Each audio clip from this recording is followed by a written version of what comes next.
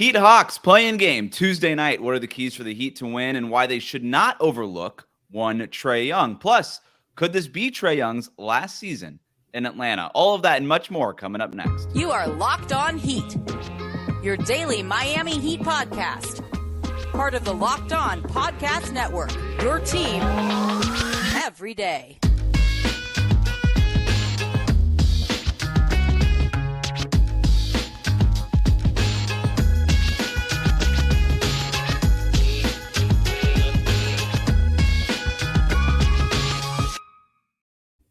All right, welcome to Locked On Heat, your daily podcast on the Miami Heat. I'm Wes Goldberg. However, you might be tuning in on YouTube, Odyssey, or your favorite podcast app. Thanks so much for making Locked On Heat your first listen every day and for hitting that subscribe button. Download the Game Time app, create an account, use the code LOCKEDONNBA for $20 off your first purchase. Last-minute tickets, lowest price, guaranteed. A Locked On Heat, Locked On Hawks crossover. Joining me today is Brad Rowland of Locked On Hawks. We're going to preview Tuesday night's play-in game between the Heat and the Hawks. First time the Heat have been involved in a play-in game. Not the first time for the Atlanta Hawks, who beat the Cavs in last year's play-in game. Brad, I just want to start right there. I think this whole thing is new for Heat fans, obviously. You know, the Heat have been involved in high-stakes games, but still nothing quite like, Game 7s, even last year in the Eastern Conference Finals, but still nothing quite like one game, sort of March Madness style knockout. I know they've, if you lose this game, you've got another game against the winner of the 9-10 game to advance as the 8th seed. But this is still kind of a unique kind of thing, having covered a team that has done this before. What kind of stood out to you about last year's experience? And does it feel different having covered it, talking to players, coaches, all these things, and kind of thinking from their perspective, if it feels different for them? Is it different at all? I think a little bit. I mean, it kind of has to be. It's still fairly new, number one. Like, this has not been going on for all that long. So teams have played it multiple times now. But, I'm sure the Heat had different expectations on some level. But, like, once the Hawks became clear they were going to be kind of in the middle of the playoff mix somewhere, the marching orders were to be in the top 6. Like, no one wants to be in the play-in. And when you're in the play-in, there's a level of uncomfortability there. Like, no one's going to be entering this week. Even, Miami's going to be the favorite in the game. We all know that. But, like, no one's going to be comfortable with that. Like, it's a one-game season, like you said. And, yeah, it's different to be in the 7-8 versus the 9-10. The Hawks were in the 9-10 last year. That means you had to win twice, and then you're really walking a tightrope, because even if you do that, you're probably gassed, and you're going into a playoff series against number 1 seed, number 2 seed coming after that. So, it's a little bit different. Everyone's kind of on the edge of their seats because there's just no margin for error. And over the course of a series, even if you're the better team, you got to have more time to get sorted out. If you are not the better team in the first half, even you look up at halftime and you're down by 15 points, and you're looking at, like, what happened here? Like, you have one bad half and you're in some trouble. So the margins are just narrow. Obviously, the stakes are not quite as high, like you said, as Eastern Conference Finals or whatever. But it is a game that has a unique sort of pressure cooker. The margins and error, the variance is way higher too. I mean, it's one game. I mean, one guy goes off and makes 8 3-pointers in the game, and that can swing it, right? And you mentioned the Hawks. They got through the 2 games. They ended up playing the number 1 seed Miami Heat last year as the number 8 seed. Of course, the Heat won that series 4-1. Trae Young trapped, struggled, all these things. They go into the offseason, the Hawks do. They go out and add DeJounte Murray. A year later, they make a coaching change. Quinn Snyder in, Nate McMillan out. Trae Young has sort of evolved. They've been working out with the chemistry with him and DeJounte Murray. It's still a little clunky here and there. I do want to touch on that later, but all of that stuff happens, and the Hawks are still 1-3 against the Heat this year. The Heat are 3-1 against the Hawks so far this season going into this game. Obviously, division rivals, things like that. What's, from the Hawks' perspective, the view of the Miami Heat? Is it sort of bully big brother, boogeyman kind of thing? Is there sort of, like, what is it with the Hawks and how they view the Miami Heat right now? Anytime a playoff series goes the way it went last year, and it was lopsided, there was no way around that. The Hawks knew, and I think they probably downplay this, but I think what they did in the offseason was a direct response to how bad that series went and how it went bad with regard to Trae and all of that stuff. So that carries over. I think that you would acknowledge, like, this is not quite the same Heat team as it was last year. This is not the number 1 seed in the Eastern Conference, so there's not quite that level of maybe assertiveness. And yes, they were 1-3 against the Heat this year, but all 4 games were relatively close, single-digit games. The Hawks were more competitive in those games than they were in the playoff series. Does that matter? Who knows? The Hawks are healthier this time around. That probably helps things as well. There were some pretty documented injury issues last time around too. I'm not sure that would have changed the series all the way through, but it would have been something perhaps. And I think that, they probably view Miami as a team that they've seen 4 times a year for a long time now. It's a pretty similar team. Again, not quite as good as it was last year, but it's still Jimmy, it's still Bam, it's still Spo, it's still the same structure in some ways. So there's familiarity there, which can be good. It can be bad. But I think they feel like they have a puncher's chance, but there is that annoyance factor almost of like having a division rival, so to speak, be the team that you see in this 1 game scenario. It's really interesting, isn't it? I mean, like you said, these teams see each other 4 times a year by definition. They saw each other in the playoffs for an extra 5 games last year. And it does sort of feel like every time you look up, the Miami Heat and the Atlanta Hawks are playing a basketball game. And, you mentioned how they're kind of the same. The Heat, look, it's been a frustrating year for the Miami Heat. They don't want to be in the play-in game. They've kind of had to settle into that new reality and settle into the fact that they have to face the Hawks again here to try to get into the playoffs as the number 7 seed. But, PJ Tucker was an important part of their defense last year. They lose him in the offseason. And then they kind of just Band-Aid solution the power forward spot for all season. They start with the undersized Caleb Martin at the 4. All-Star break comes. They come out the other side. They've signed Kevin Love on the buyout. He starts at the 4. That didn't quite work out. They put him on the bench. He's now backing up Bam Adebayo as the center. And now they have basically a 3-guard starting lineup. They've got Max Strus sort of listed at power forward because for some reason Jimmy Butler does not want to be listed at power forward. But for all intents and purposes, it's a 3-guard lineup of Gabe Vincent because now Kyle Lowry is the 6th man coming off the bench. So Gabe Vincent is the starter. Tyler Herro, obviously, Max Strus, Jimmy Butler, and Bam Adebayo. And all that said, they're still doing the same thing. They're still every time they play the Hawks, Trey Young comes off of a ball screen and they're going to trap him and they're going to be aggressive. It really messed up Trey Young last year. I mean, he had more turnovers than assists in that series. He averaged 13 points a game on terrible shooting numbers, 18% from 3-point range, something like that. This year it's been a little bit better though. He's up to like 19 points per game against the Heat. The shooting percentages are a little bit better. The assist to turnover ratio isn't upside down the way it was in last year's series.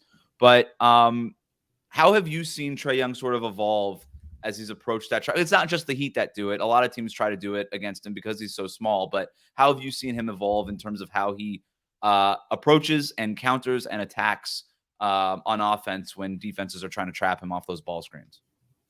I'm glad you laid it out that way too, because Trey it's not like Miami's doing anything that's like totally off the wall against Trey for whatever reason. Perhaps it's execution, perhaps it's just coaching and acumen and all that. He's credited Gabe Vincent in the past. He's credited Bam for really kind of blowing things up. And Bam is a unique player, as you well know. So maybe that's part of it. But like he's not seeing stuff he hasn't seen before. And part of it in the playoff series, I think that's why they went and got Murray last year, was that they thought there was nobody else. And Miami basically, in the nicest way possible, disrespected everybody else. They were not going to let Trey beat them. And that was the right decision. The Hawks didn't have number 2 guy that was going to beat them. It was a lot of DeAndre Hunter, and that's not a guy who's going to be able to beat you in that same way. But as far as Trey's concerned, like he has been better this year. The numbers, shooting numbers in particular, are still not very good against Miami. It's a small sample size. He was definitely a little bit more comfortable, whether it's because there's no PJ around or whatever it was going to be. You can sort of attribute your favorite narrative there, kind of wherever you choose it. But I think the last game that they played in the regular season, I think it was March 6th against each other, was his most comfortable game. I think that was also with this new coaching staff. Nate McMillan no longer walking through that door for the Hawks, which I think gives him a little bit more confidence because Nate, for whatever reason, him and Spo dominated that matchup anytime they saw each other, even dating back to Indiana. Maybe that's part of it, but Trey just looked like they had more answers. It wasn't like it was perfect. They lost the game by 2 points. It was more of a shootout than you might expect from a Hawks Heat matchup. But little incremental things. Maybe it's just having Murray on the floor next to him, just to have another guy that they have to respect. I think comfortability is probably the biggest thing because Trey is a very smart player. No matter what you think of him, he does adapt well. Usually that's why it was so jarring when he was so bad the entire series. He just kind of never had plan B. He usually has a plan B. So I think he'll have something different, I would imagine, between him and this new staff sort of approaching Tuesday.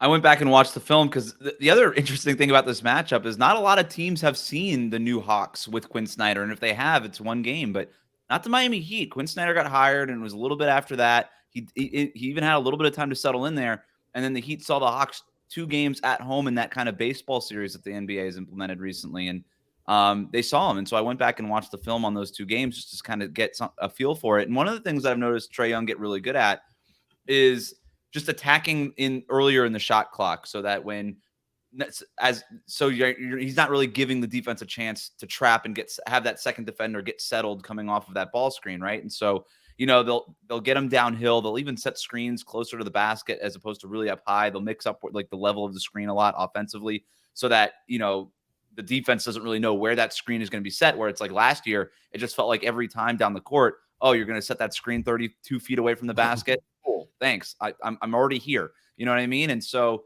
they're done a better job of mixing up the levels of the screens and where they are on the court. And Trey Young's done a better job of just getting downhill, attacking, and not really screwing around a whole lot. Like, I think Trey Young gets in a lot of trouble when he over dribbles. Not breaking news there, but against the Heat in those 2 games, I noticed that he's just kind of all right, like 3 dribbles off that screen and then just find an open shooter or take my shot if I have it.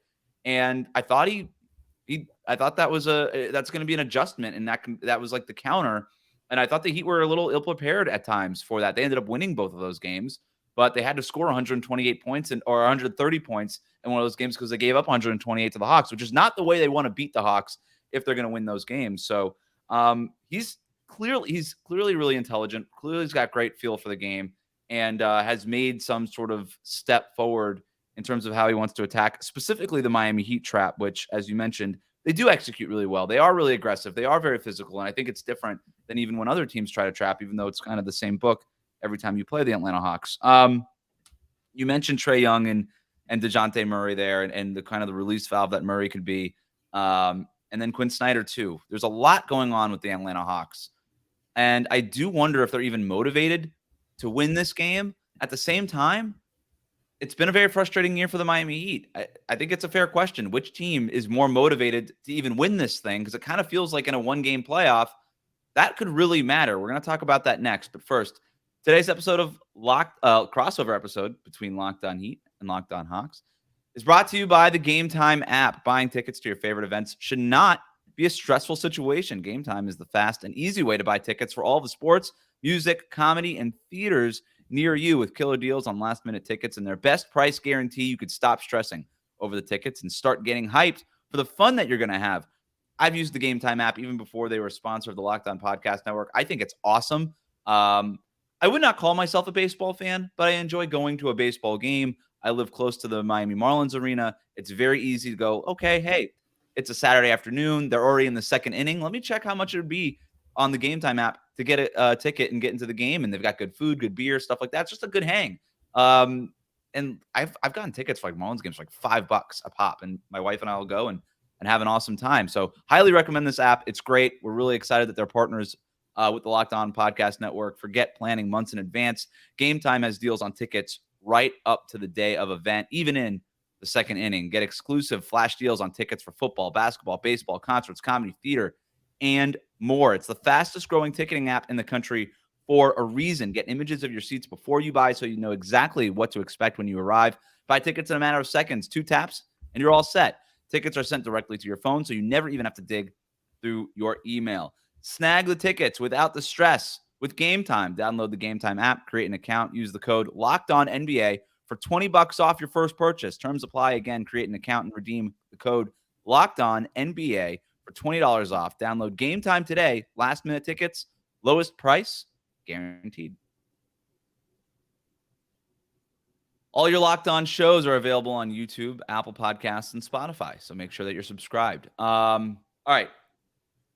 Who's more motivated to win this game, Brad? Do you think it's where the Hawks even stand? Like, I think a lot of people from the outside look at this as a transition year, but they have a chance to make the playoffs. How motivated are they?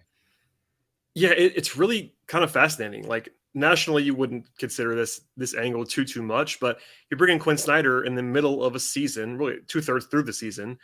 That's already way off the radar. You don't normally see a guy who's as established and respected and highly paid, also like this huge contract to come in mid-season from outside the organization, and also in the middle of a playoff race, because the Hawks weren't out of it. Like, the few times this has actually happened, it's been either really early in the season or really late when a team's kind of just done, like Chris Finch in Minnesota or whatever. So there's already uncharted. They've kind of embraced that. Quinn's admitted, like, it's pretty strange. Like, he has his the full staff. It's not his staff. It was the previous staff. Like, it's this whole mismatch thing. And I think I've observed, like, I think there's a little bit of evaluation happening versus like pedal to the floor trying to win. They're obviously trying to win now.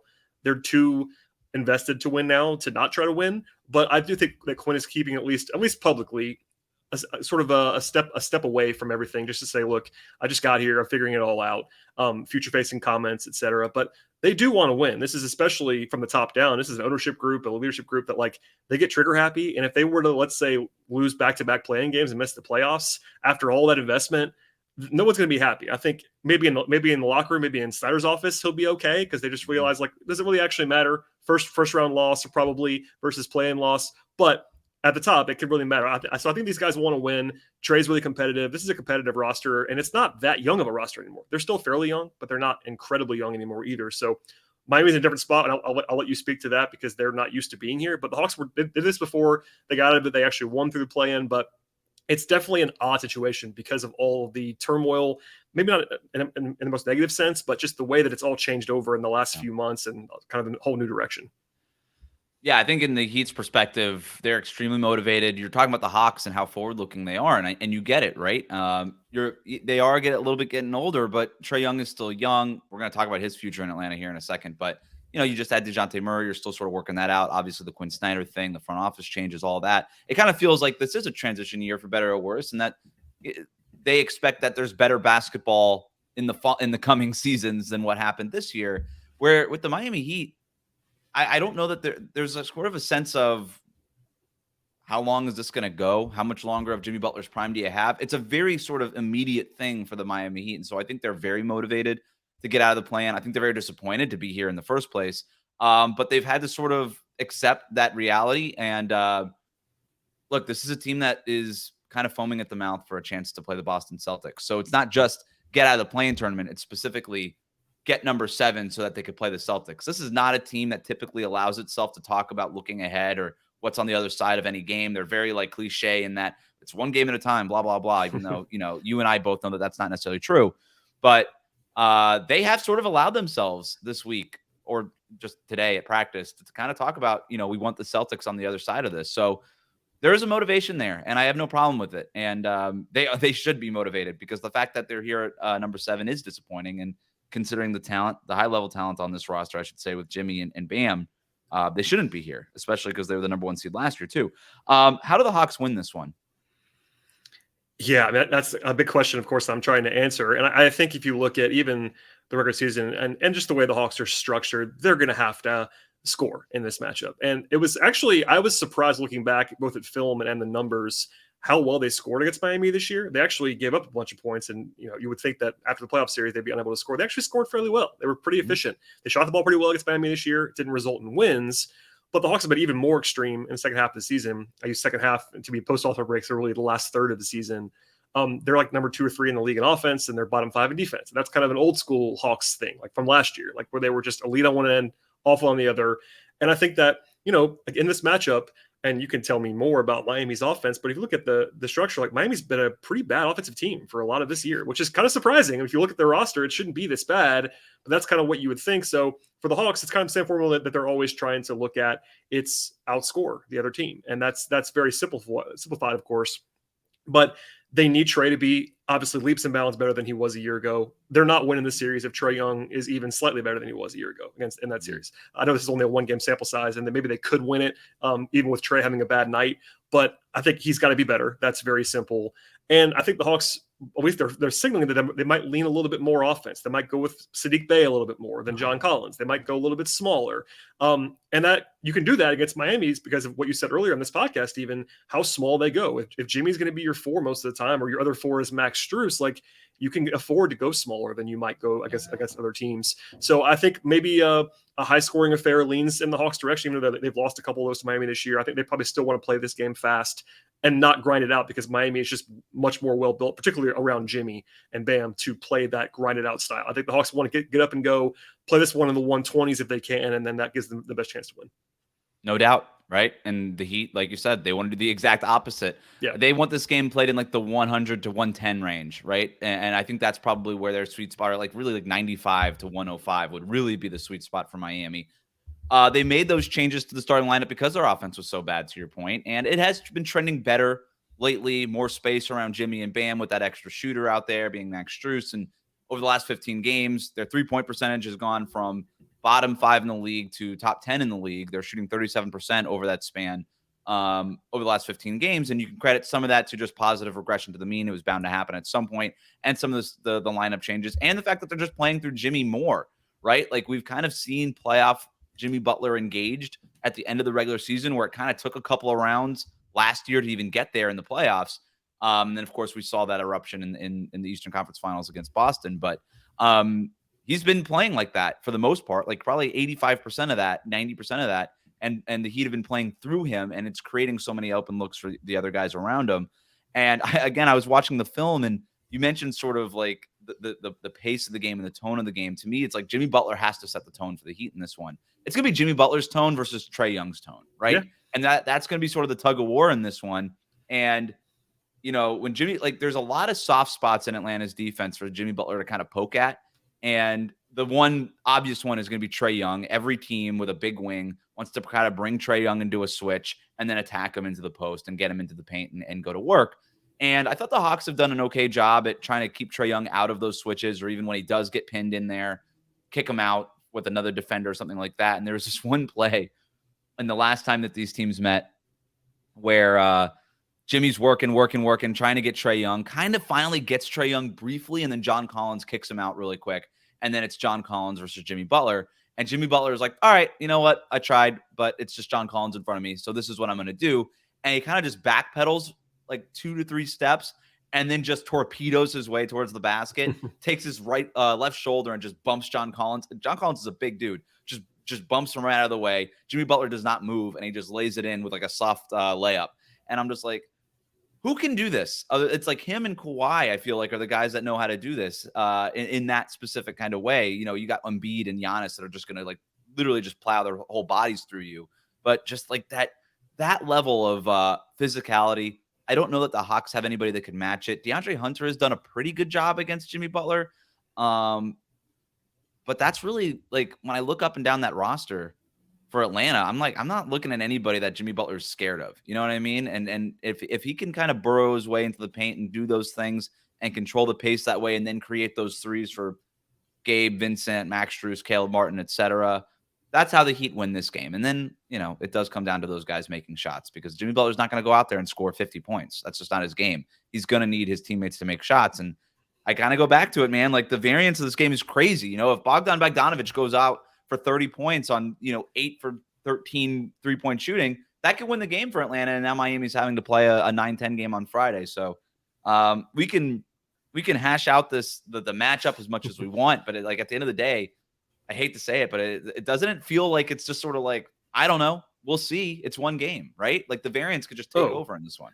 Yeah. I mean, anytime you have a game that's a 1-game sample size anyway, but then you have Miami's semi-comfortably favored, 5.5 points, according to FanDuel, our friends over there. And like, that's not a huge margin. I mean, it's a notable margin, but it's not one where like one team is this hammer of a favorite in this game. And with the way that the Hawks can shoot it and what the Hawks can score, they can close that gap. You're right about Jimmy. I mean, if he's his best, the Hawks can't really stop him. I think that's probably worth acknowledging. They have bodies to throw at him. On one hand, Atlanta is worse against quicker guys usually, and that's not Jimmy's game, but he is so strong. And he's so strong-willed that it may not matter. You know, like they're almost better suited to cover him than they are a lot of other like star-level perimeter guys.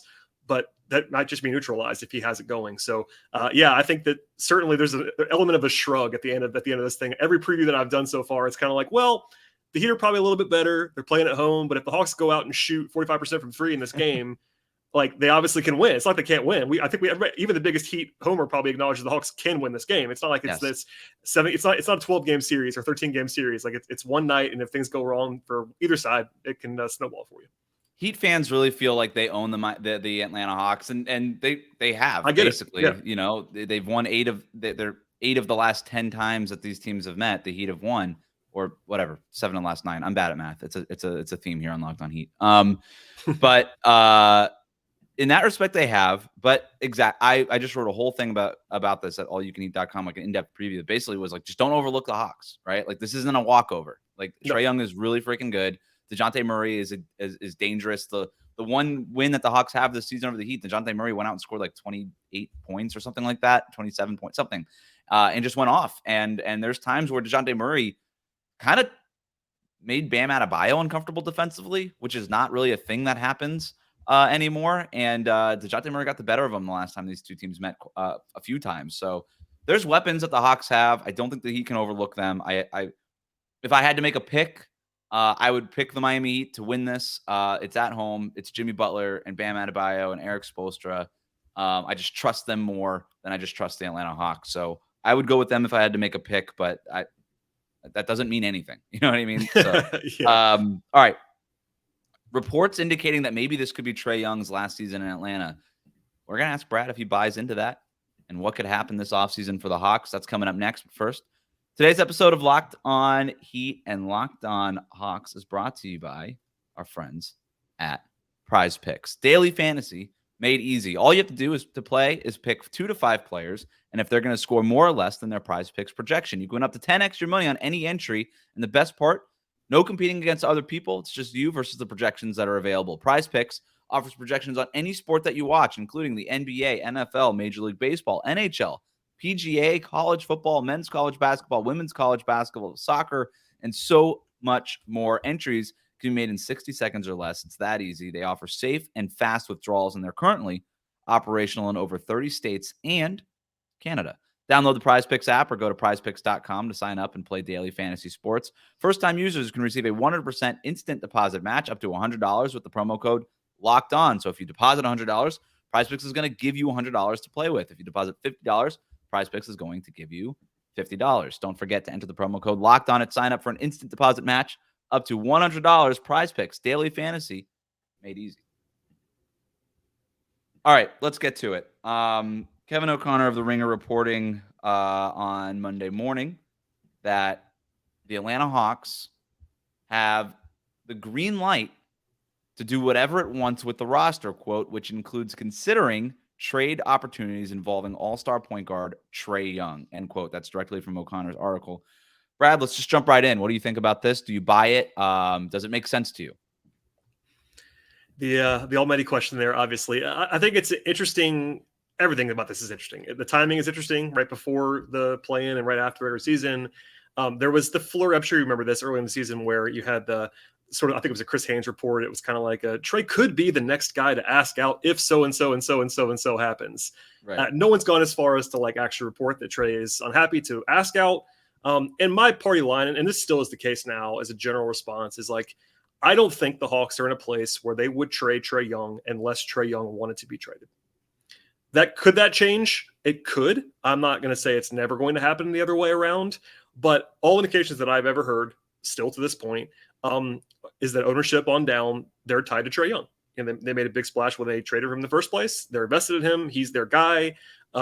Jersey sales, all those things. Like he's the face of the franchise. And it's kind of unique if you don't live here, but like he's clearly the biggest star for this franchise since Dominique Wilkins. That's a long time. Like Dominique got traded 30 plus years ago. The Hawks have been good since then. Joe Johnson, Al Horford, etc. But Trey Young is a different kind of star, a different kind of famous than those guys ever were.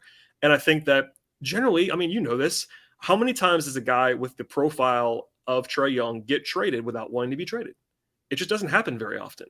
And even if you're really low on Trey Young, and I know people are, and I get it, like defensive questions, all that stuff, small guards don't win championships. I get all the arguments against and for, but you got to show me examples of teams punting on a guy like Trey Young, who averages what he averages, who has brought what he's brought, conference finals appearances, all those things. Like until I hear something different, I'm going to assume that he's going to be there unless he goes the other way and wants out, because usually, like, guys, if they want to get out, they get out.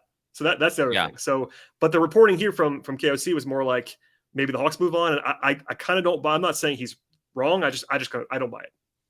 Yeah, I don't doubt his reporting. I guess my question is, why would you do that if you're the Atlanta Hawks? Like, yeah, look, I'm not the biggest Trey Young guy. I'm going to be honest. I think that there's a pretty hard ceiling to how much you can win if Trey Young's your best player. And I also don't know that Trey Young would be like totally cool with not being the best player on a team.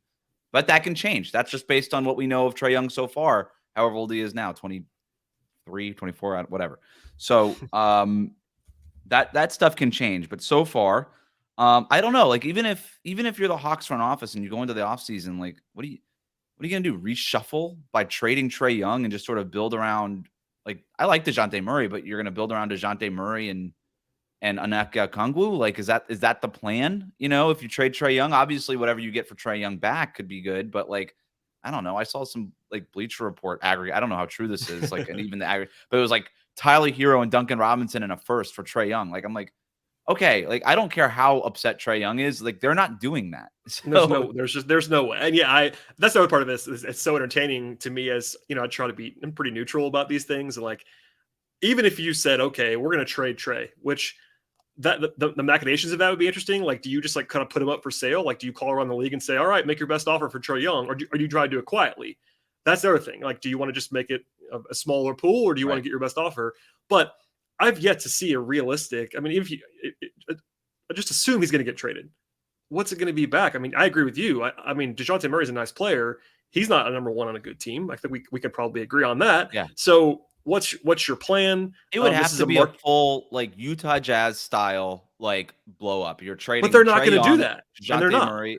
Yeah, and it feels so soon to do like that. Utah Jazz team had like years of going through the playoffs and like kind of hating each other from the outside in perspective. Like, you know what I mean? Like Quinn Snyder, that he kind of like ran his course there. Like Quinn Snyder just got here to Atlanta, and it doesn't feel like ready. Like it doesn't feel like the Hawks are at that point yet. Well, and also Utah. To your point about Utah, that Utah team is a good example, obviously, but they didn't bottom out before that. Like they didn't do the whole rebuild. They kind of got, I don't want to say lucky, but you know what I mean? They got Mitchell and Gobert with non-top 10 picks. Like those are guys that were not. Yeah, this is a Hawks team that just did this. They just did the rebuild and came out of it with Trey as their guy. Like, do you want to do that again? I don't think so. I mean, we can. This is obviously more of an Atlanta market discussion to be had, but like, I don't think they have the appetite for that. So it's different if Trey makes it easy on you, quote unquote, and goes out there and says, I want out. Then you kind of have to do it. I get it. Maybe you don't have to, but you know what I mean? Most of the time guys get out. KD got out. It took him a little longer than we thought, but he got out. And Trey's not KD, but like, and short of that, I just don't see the internal motivation to do that. I mean, maybe Quinn Snyder, I guess there was something in there from KOC about like, Quinn's got all the power now. And I would buy that. I think he has a lot of juice. But is he going to decide after 22 games or whatever to trade Trey Young as his like first salvo out of the gate? I don't see it happening. The only way it happens, and maybe this is true, is if he friggin' hates him. And if it's just like, I am sick of this dude, it would have to be that right? bad. And so that's kind of the point. Or like you said, if Trey Young is like, I hate it here, get me out of here. And it feels like it would almost have to be an emotional breaking point as opposed to sort of like an Excel spreadsheet version of team building, right? Where that's kind of where it felt like Utah was coming from. We talked about all the emotional stuff, but when you look at what that ceiling, like a proven ceiling to that team, with a crude track record of years of making the playoffs and not making it very far, they're like, okay, we kind of have a proven kind of sample size of what the ceiling is, and it's not championship. And Danny Ainge went in there and was like, well, we want to have a championship ceiling, so we blew it up. I still feel like we don't really have any idea how good this Hawks team could be. Full year of Quinn Snyder, kind of figuring out, some of the things. You mentioned the turmoil that this team has gone through this year. I think this roster is still really talented. I think there's a better version of a season for the Hawks, maybe even as soon as next year than what happened this year. All right. I kind of made my pick already. I didn't ask you for your pick. It wouldn't be a sports show if I didn't ask you for a pick. It's okay. I was expecting that, and I had to give one to somebody else already today. If I had to choose the winner of the game, I think my brain won't allow me to pick the Hawks, if that makes sense. I think the Heat are the favorite for a reason. I think, lean the Hawks on the point spread if I had to choose. I think the Hawks plus whatever it is, 5.5. I'm with you. I'd lean that if I had to pick that either way. But as far as the winner, like, you can be emotional, but like there's a reason Miami's whatever they are, like a 65% favorite in the money line or whatever if you want to translate that. So like they're the better team this year so far. They have the more established core. They have the head coach that's been there forever. And I think for the first time in a long time, the Hawks don't have a huge coaching disadvantage in this matchup, but still Spoelstra is really good. And I think maybe more importantly, besides Jimmy, is the games in Miami. Like that helps too. And even hearing from you how much they are motivated internally to not only just win this one, but to get to Boston, like that isn't to make you feel great if you're the Hawks, I don't think, on the outside, because this is going to be a focused team. So yeah, I think you got to pick Miami, but I do think the Hawks keep it close. And I mean, you even acknowledged it. The Hawks could win this game very easily. It would not surprise me if the Hawks won. If I had to choose for my life, I would pick Miami. In these playing games, it should never be a surprise if either of these teams win. I mean, again, like that's the whole nature of it. It's why they made it. There's an excitement factor in that it doesn't really exist in any. The Hawks are 41-41, and famously the most like mid team of all time by the numbers. Right. So like they could play awesome on Tuesday, they could play terribly on Tuesday, and I would not be surprised by either outcome. Quick yes or no: if they lose this game against Miami on Tuesday night, do you like their chances to come out of the winner of the 9-10, kind of that second playing game? Yeah, I do. Same thing. Like they'll be at home this time, and I think they're at least as good, if not better, than either Toronto or Chicago. So I would lean to the Hawks getting in either way, but probably more likely as the 8 seed than the 7. I'm with you. All right, that'll do it for today's crossover episode between Locked On Heat and Locked On Hawks. Make Locked On Heat or Locked On Hawks your first listen every day. Remember to subscribe to new episodes on your favorite podcast app and on YouTube. We'll both be back, I would imagine, with a recap of whatever happens Tuesday night. Brad, thanks for joining me. This was fun. Thanks, Wes.